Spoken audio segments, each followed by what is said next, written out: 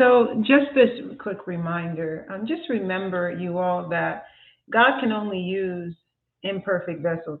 It's all He has to use. And we see in the Bible how He continually uses people, like versus Him just coming in and just doing what He does or can do or needs to do, that oftentimes in most situations he'll interact with an individual, he'll work through an individual.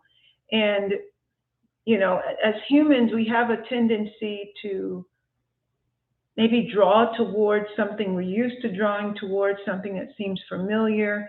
We have a sense of um, safety around certain people or environments, and comfort and security, that's fine, but we need to understand that God is not restricted by those things.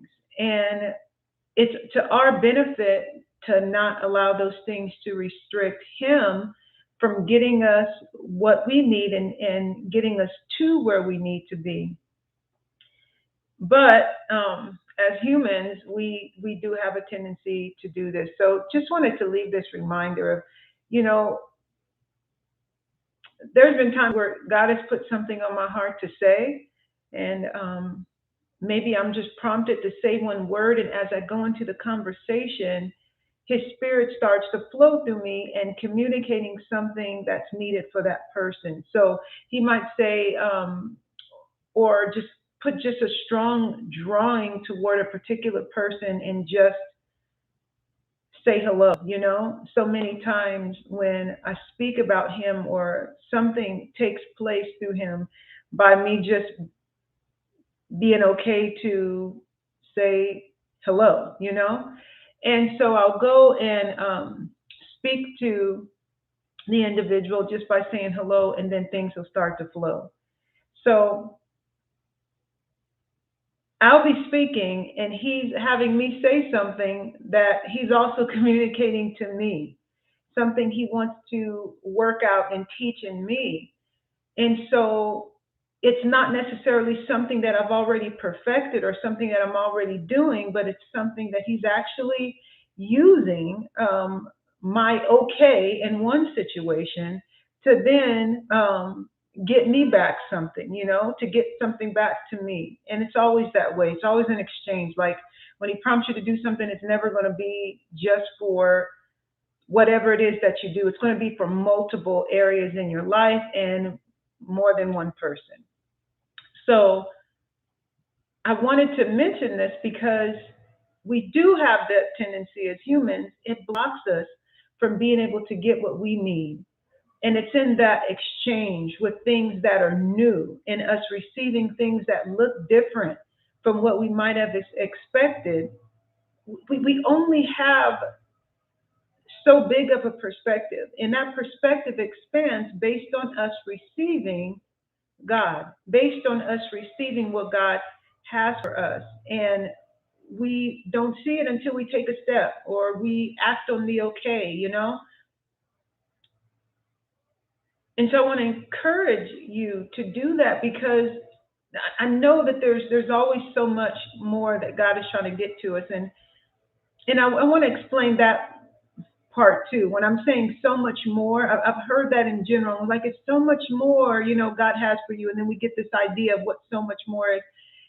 And what I want to say about that is that God is so much more. Like He has the ability to take whatever it is and work it somehow to the good of many, and work it somehow to get His love through. Even though it's a horrible situation, He works things so much, because He's so much more capable of fixing things, healing things, doing things, working things out than we understand. That it's in our benefit to be assertive and aggressive in our desire and actions to keep our mind open to what He's doing. I mean, the people that have blessed me in my life, somebody from the outside might say, well, Oh no, it probably won't be this person, it'll be that person, you know. Well, this person looks similar to you, so this is probably the person that's going to help you. And it many times will be the people that maybe initially he wanted to help me, but that don't. You know, people that are furthest from me based on what culture or society might say, that are the ones that end up blessing me in the most significant way. Ones that don't look like me from the outside, but have blessed me tremendously in my life. And you can probably, you know, have experienced that as well. But the point that I'm making is that we have to be open. Our brains can on their own block things out. I mean, I'm sure there's probably times when you've driven somewhere and when you've gotten there, you're like, how did I get here? You don't remember the path that you took to get there. You don't remember any of it, you know? And so we have to be intentional, and it takes on a daily basis to say, you know what? On the inside, God, I don't know what's going on here, but you do help me to see, you know? And just that simple thing, if we're honest about it, just that releasing of, I don't know what's going to go on, but let me go ahead and release this, is the thing that helps us to do and move in the direction that we need to go. And I want to encourage that because there's so much division in families and amongst people in relationships that the enemy uses simple things like these things that are really insignificant to separate us, you know, narrating to us what a person's motive is when we don't even know their motive. I mean, think about it. Most of the things that are dividing us is because we are judging, we are determining what someone else's motive is to doing something, you know? It's just like if someone bumps into you and you fall and hurt yourself, but it was an accident. But when you see them, something in your brain triggers something that happened before, and you're like, oh, that person probably is they did it on purpose. Why? Because I know that type of a person. You don't know why they did what they did. You don't know what happened, but if we can pause in those moments and say, God, Lord, I'm so mad, like I'm so hurt, I'm so this, I'm so that. But what's really going on? And even on the flip side, where there are things that are being done in our life that's evil, and once again, the enemy always copies God, and he twists it around, and he'll use people to bring you evil instead of good.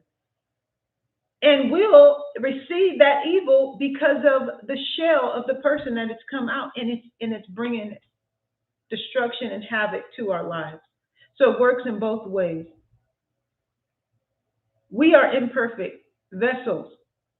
And just because someone else's imperfection is different, or because their vessel looks different, it doesn't mean that God is not trying to bless you through that. And let's get it clear, God only does good. We experience the evil in our life because of our perspective of God. We don't believe that He wants us to have this or to help us in this area to do this. Like He can only bring He can only bring good. Like, what did He say? He said, be fruitful and multiply. He wasn't just talking about making babies. Like, He's a God of abundance. And I'm going to give you this land and I'm going to give you that. He was always continually trying to push people. Read Old Testament. He was trying to push people into more. Okay, I got more for you over there. I got more for you over there. Like, that's part of His character. Like, how are you going to have that much power in creation and not want to see it work out in the creation that you love? And so let God do that. Like, let Him be free. It doesn't matter if your pastor or your whoever it is, or some religious leader, they haven't experienced that. Maybe they had a bad experience and now they're trying to present God to you based on their bitterness. It's not going to work. But you receive it from them because that's what your parents did. That's what. No, no, no. Let's take God out of the box. You see, the Bible is true. And we see in there how He worked so many different ways. And He wasn't religious about it, meaning He wasn't just doing, the repetitious, working through repetitious ritual. Matter of fact, those things were broken, not love God and love people. which is the summation of the commandment of the commandments, but he was doing that, but in a way towards people and for people that we didn't even that we didn't expect him to. I was talking about the story, reading a story to a friend of mine about it's in Second Kings, I believe, and it talks about Naaman and how he had leprosy and how a prophet of God told him to go dip in the water 7 times. He got offended, almost didn't do it, but then he did it and it worked, and his skin was brand new. He wasn't he wasn't saved. There was no way for him to be saved. Jesus hadn't come yet, but yet God did that for him. But then today somehow we think, okay, well, well, if I do this right, do that right. No, remember the word said filthy rags. It doesn't matter. God is good because he's good. The rain falls on the just and the unjust. The sun shines on the evil, and someone who just did evil can go outside, and if it's a sunny day, they get to enjoy the sun. They still feel the sun on their back. You see what I'm saying? To a certain extent, they still get it's just like if I'm feeling good, right? If you're feeling good and you're just smiling, you're just feeling good. You go outside and you smile at somebody. They didn't do anything to deserve that smile, but they got a chance to receive it. The love of God gets a chance to flow through you. Good gets to flow through you because they work for it. No, they didn't work for it. And so good things come to us not because of what we've done. And I know that's hard to think sometimes, even when we've done things and God has said, good job, or God has prompted us to do something and we did it. We got a blessing through that because that was his plan. Like that was God's plan. So it's just like if someone designs a computer or whatever it is to perform a certain function, say maybe a chair. And then you say, okay, well, go sit in the chair. And then you go sit in the chair and you think that you received what you got from the chair because you were, because you followed the rule of going to sit in the chair. No, if anybody that's sat in that chair would get the benefit of what that chair offers. It wasn't because of what you did. You experienced it because of what you did. But it wasn't just for you. I mean, you hear what I'm saying? I'm trying to explain this. But God is good, so he can't do other than that.